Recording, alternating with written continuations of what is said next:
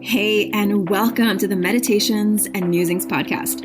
I'm Elena Lipson. I'm a mama, I'm a wife, and I'm the founder of the Divine Self-Care Circle membership and the Virtual Retreat Academy. I don't believe that you have to sacrifice your body, your health, or your family in order to create true abundance and prosperity. I believe in living based on the divine feminine metrics of success, and these include pleasure, play, ease, grace, and a slower pace.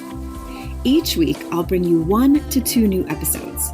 One of these will be a guided meditation that you don't have to do on the meditation pillow, and the other will be a conversation to help you access your inner wisdom, to ignite abundance, and inspire others to do the same.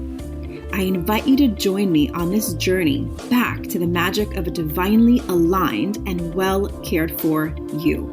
And now, join me for today's episode. Hello, and welcome to the Divine Self-Care Meditations and Musings podcast. This is your self-care coach, Divine Self-Care mentor, Elena Lipson, and I'm so glad to be here with you today. I am sitting and looking outside right now, and we have about 6 to maybe 8 inches of snow that just fell in the last 24 hours on top of the 3 to 5 inches that fell a few days before that. And there's another weather warning for this afternoon, meaning another several inches are going to fall. So as you can get a sense for, I am definitely in a little bubble of snow here. And what this has given me is some time to really sit and reflect. And we're about to kick off the new year. If you're listening to this when I recorded it in the beginning of the month of February, we're about to launch a new year of the Divine Self-Care Circle. It's our 5th year. So excited. You can check it out on my website, elenalipson.com. You can check the show notes. I'll have a link there if you've been dreaming of a community of women to support you in your life, your business, and the bedroom to become the absolute best, most shining, beautiful, awakened, badass version of yourself. Then come join us. Go to the show notes and make sure you click the link. You can come in anytime. If you come in past the welcome ceremony, you will receive the welcome ceremony as a recording, so you can totally still come in. But if you want to do it now, then come on in now. Okay, so I wanted to get to the topic today because it's really an important topic for women. It has to do with how you choose to invest in yourself. So as you can tell by the topic title, do you order the cheapest thing on the menu? This comes from an article I wrote several years back that was so popular. I had like 27 comments within just a few hours of publishing the article. Some great conversations came from it because there's something about women spending money on themselves that is like a personal development issue, right? So chances are, if you're listening to this podcast and you're a woman, you either have no problem spending money on yourself, maybe too much sometimes, or you are someone who has to convince yourself to spend money on yourself. Now, there's a little bit of an asterisk in this because you might think you have this sort of blanket way of being with money, but I want to start giving you a way to look at this in a different way because you might be someone who has no problem in investing in yourself, in your business or your coaching or personal development. But then when it comes to buying a really beautiful shirt or a bag or shoes, you start to like retract from that or like contract from the idea of spending money on yourself because it might feel frivolous, or it might be the other way around. You might have no problem spending on things for yourself, but you are sort of not sure about the value of investing in something like a life coach or a business coach or a website or things like that. So there's not one way to be cheap with yourself, but there's this general sense that our relationship with money is skewed. And if you are someone who finds yourself having to convince yourself to invest money in yourself in a way that feels important to you, then there's some old story around worthiness. There's some old story around feeling like you have to ask for permission. For example, I'll give you a couple of stories from my life, and then I'll share a story like literally about the being guilty of ordering something on the menu. Several years back, I was gifted an opportunity to work with an incredible videographer, photographer to shoot a video for my business. And I actually literally won the opportunity. It was worth $5,000. And so that means I did not have to pay for it. What I did have to do is, because I chose to do it in LA, which she was willing to fly out to where I was, but I just knew I wanted to do it near the beach in a beautiful hotel. All I needed to do was invest in, of course, all the things I was going to wear, makeup and hair, but also in getting myself there. So just the flight and the hotel room, because I wanted to actually be able to shoot in a beautiful space. But the entire video opportunity was like $5,000 that was paid for.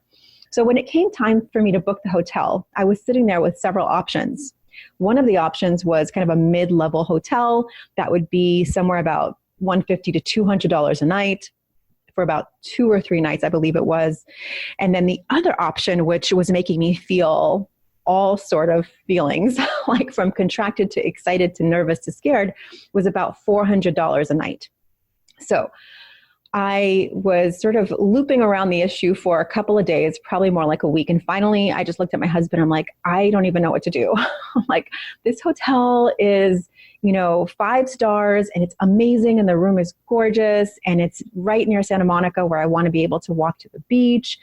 But it's so expensive. Like, it's more than my ticket to fly there. It's more than every other cost put together for these several nights. And thank God for my husband, because he's definitely someone who is amazing with money. He, knows how to invest and spend. And he definitely is not someone who sort of, he doesn't really care about the luxury of things, but he does appreciate nice things. But he looked at me and he's like, look, I know it sounds like a lot of money, but you're already going out there. You're already doing this amazing thing. He goes, a year from now, are you going to remember that $500 difference or $1,000 difference on the hotel rooms? And I sort of looked at him and I thought, you are so wise. Thank you for saying that, because it reframed the opportunity for me. Now, definitely talking about lots of money here. Again, all in perspective. Some people spend $1,000 a night on a hotel room and don't even blink about it. Some people don't want to spend more than $99 a night on a hotel room. Some people never go to hotel rooms. I'm not talking about the extremes here. I'm talking about you and me, who are building a business, who is investing time and money and energy and attention into doing work that matters, into really looking like a professional, being the person who wants to build a business and grow and actually make money while you're helping other people, right? Now, I know we can get into a whole discussion about charging what you're worth, and that's a whole other topic that I do work on with my clients and for myself over the years. I've definitely had to have conversations with myself and my coaches over the years about how much do I charge and is it worth it, and the hourly rates and all of that stuff. We're just so confused when it comes to money.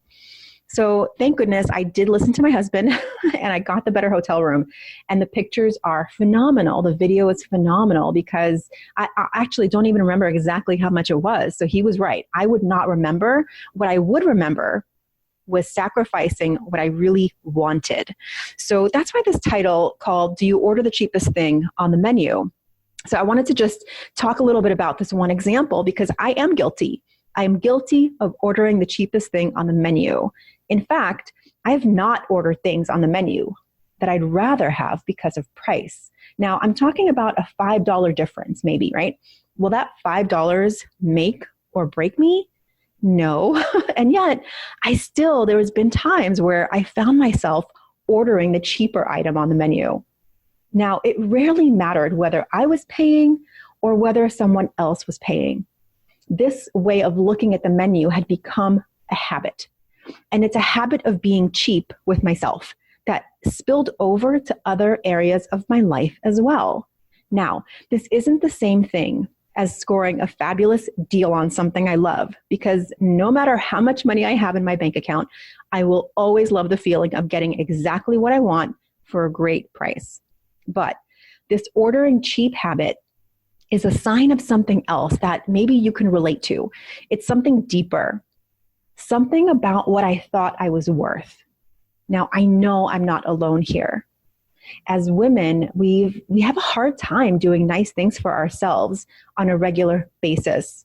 In fact, I'll bet you $10 that you would spend money right now on a gift for your bestie, your kiddo, or your honey without even blinking.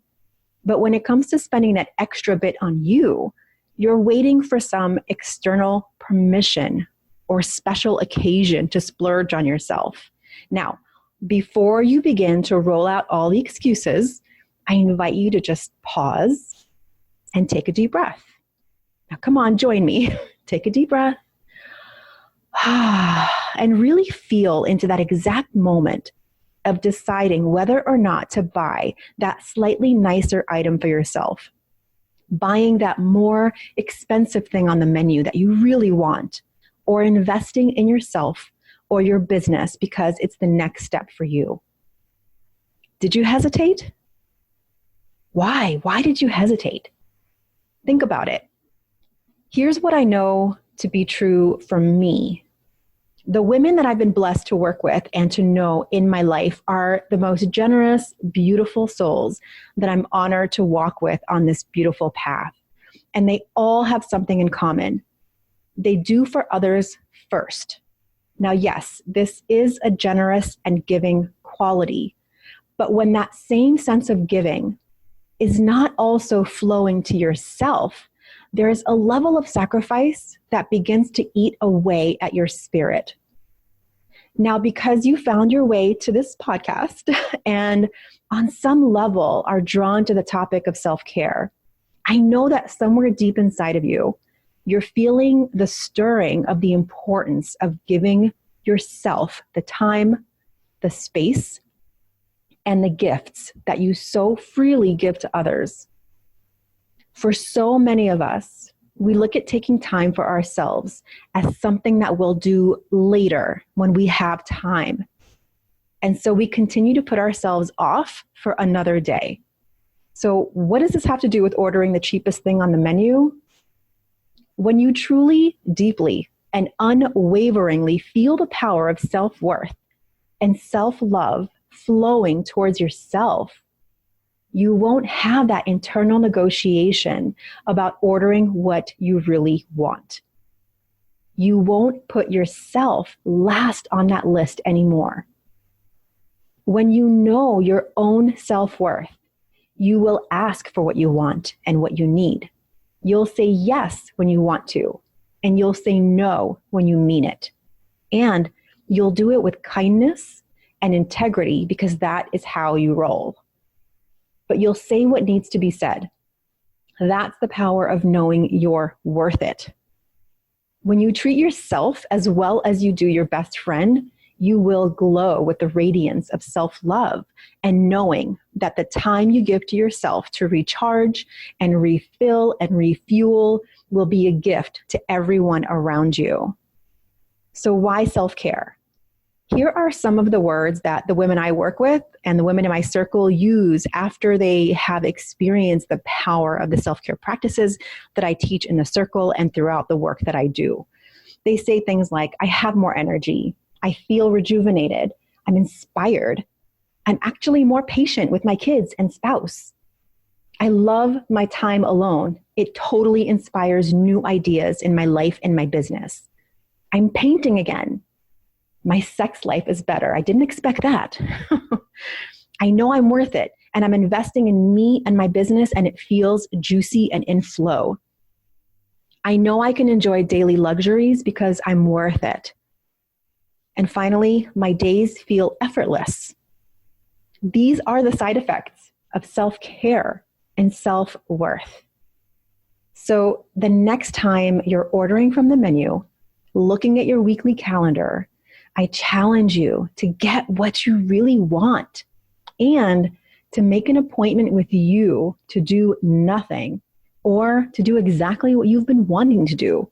Not a smaller version of it, just what you actually want to do. In your heart, simply say, because I'm worth it, as an answer to that voice of doubt. So because I know you're here for a reason, there is something that you were born with, a gift, a treasure that you alone possess. It's the gift that your community is waiting for. And you can't fully share your treasure unless you find the space to nurture yourself. So I'd love to hear from you.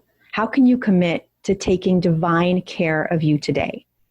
Have you found yourself saying no to yourself and ordering the cheaper item? I'd love to know. Leave a comment. Find me on Instagram, Elena_Lipson, and write it out. Leave a video. Tag me. I want to know what resonated with you the most. How did this land for you? Are you ordering the cheapest thing on the menu, metaphorically or actually? And are you ready to actually drop that habit? Drop it like a bad habit. That's what I wanted to say. So I really hope this resonated with you. I can't wait to hear what resonated the most, if you identified with this and how you handle this in your life and how you plan to move through it. I'd love for you to join me in the Divine Self-Care Circle. Go ahead and check the link in the show notes if you are ready for a community of sisterhood who are ready to support you, to see you, to hear you, to celebrate you, and to witness you as you evolve into remembering how incredible, how powerful, how brilliant, how intuitive you truly are. Thank you so much for being with us today. Again, this is Elena Lipson, your Divine Self-Care Mentor and your self-care coach. And I will see you on the next episode of the Divine Self-Care Meditations and Musings podcast. Now go do something nice for yourself and take care of yourself. And I am going to go get a cozy cup of tea. See you next time. Thank you so much for listening and learning about the new Divine Self-Care way of being in your life, business, and the bedroom based on the divine feminine metrics of success: pleasure, play, ease, grace, and a slower pace. If you're ready to bust the myth of overwhelm and tap into an inspired start to each day, I've put together a free video series for you to help you start each day with energy, inspiration, and ignite that inner pilot light which attracts joy, magic, and synchronicity. You can access my 3-step magic morning practice to help you ignite your inner light and attract the abundance that you're craving. Head on over to elenalipson.com/gift. And if you enjoyed this episode, I would so love if you share it with a friend, a sister, a mother, a daughter, and please leave a review. That is how the magic starts to ripple out. Here's wishing you a day full of beauty, magic, and divine self-care. I'll see you next time at the Meditations and Musings podcast.